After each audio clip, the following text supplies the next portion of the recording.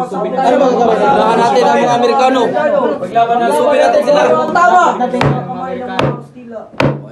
Senyor Presidente, walang pupuntahan ito. Habang tayo nagtatalo dito, mas lalo lamang lumalakas ang pwersa ng mga Amerikano.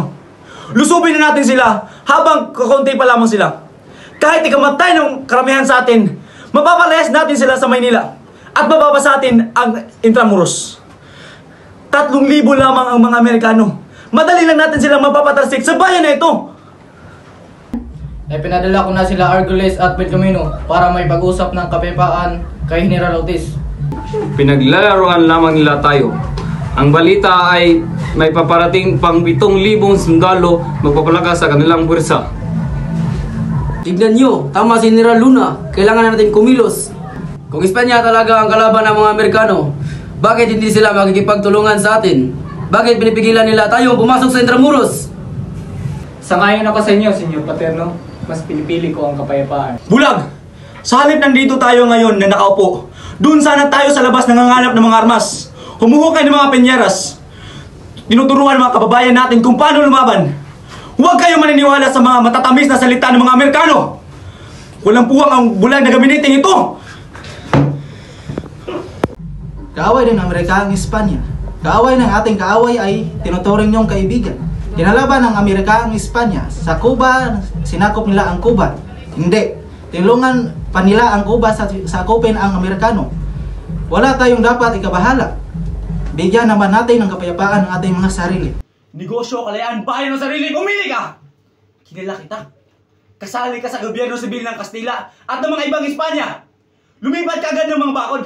At ngayon tayo naman ang mga nganib, makikisiping na naman tayo sa bandila ng mga Amerika. Pumili ka.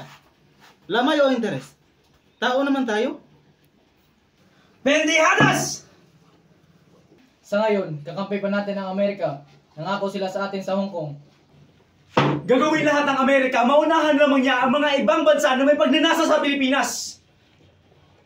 Hintayin lamang natin matapos ang Tetrio Pares.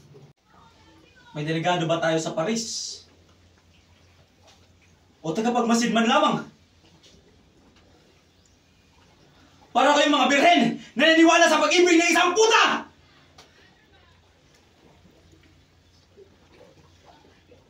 Senyor Presidente, paumanin po sa pagtaas ng aking boses.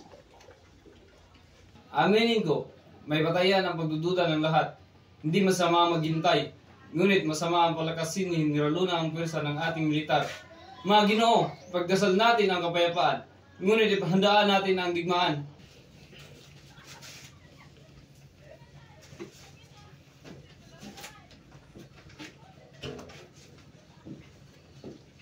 Mga Ginoo, pinaputukan na ng mga Amerikano ang ating mga tauhan sa Santa Mesa. Minusod na rin nila San Juan, Paco, Bandatan at iba pang karatig bayan. General Luna, ikaw na bahala. Nasakmay mo na ang labanan. Paano ako lalaban? Kakalapin ko sila? Matutulungan ba ako ng mga bayani na katulad nila? Vamos!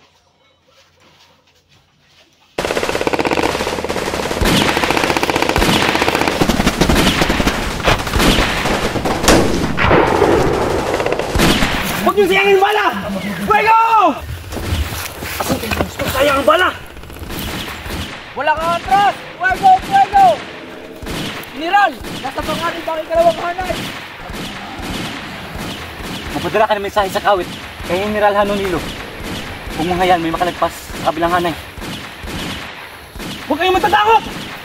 Huwag kayong manginaan ng loob! General, mas mabuti po siguro kung marami pang buhay sa paligid natin. Pinapatawag ka sa kawit! Naku po!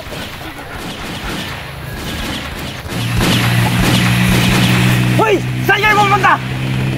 Bumalik kayo dito! Mas matapang pa yung mga babae sa inyo! Hoy! Bumalik kayo dito! Anong sinabi? Ayaw sumunod ni Kapitan Hanunino. General! Ayaw sumunod ni Kapitan Hanunino na walang matatanggap na utos mula sa Pangulo.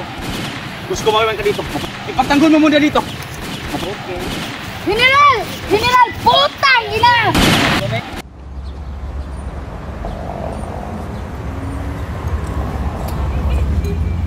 Hoy May babarating! Kumanay, bilis!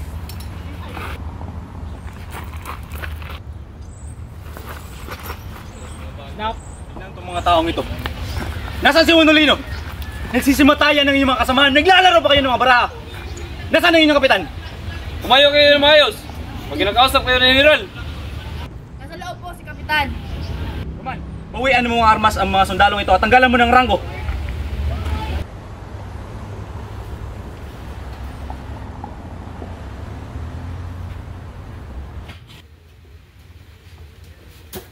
Tangina! Kumusta ang siesta natin, General? Nakakaintindi ka naman ng Tagalog o Espanyol, hindi ba? Opo. Kay Presidente Aguinaldo lang po ako susunod ng utos. Alam mo ba ang unang artikulo ng patakaran natin? Hindi po. Artikulo 1. Ang di sumunod sa utos ng punong general ng digmaan ay tatanggalan ng ranggo at papatay ng walang paglilitis sa husgadong militar. Ikaw yung kapatid. Kawawa mga sundalo ng kawit. Nasa maling ulo ang utak ng inyong pinuno. At hindi naman ganun kalaki ito.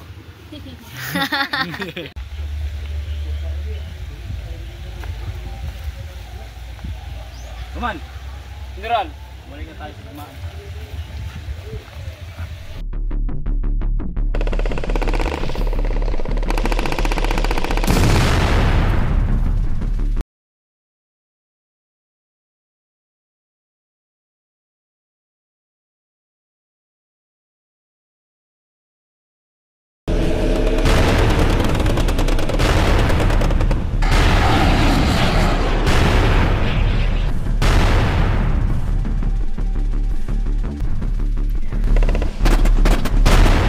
Your men concentrate their fire on that man.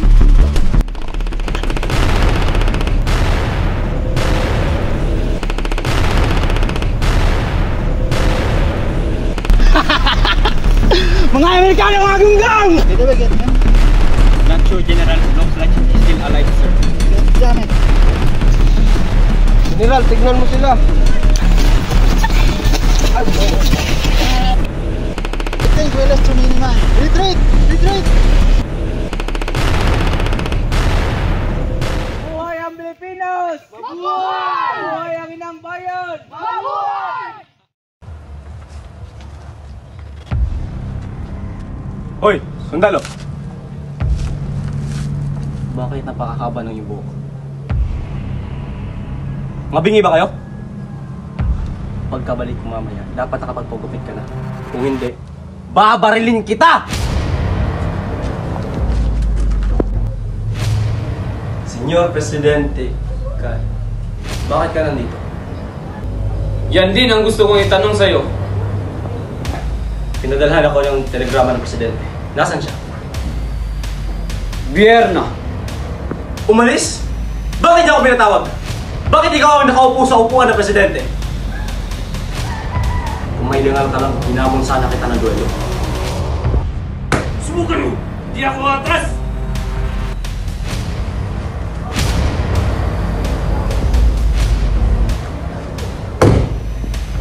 Punong-puno na ako sa mga maritas niya. Ni Kako Enerios! Babalik ka.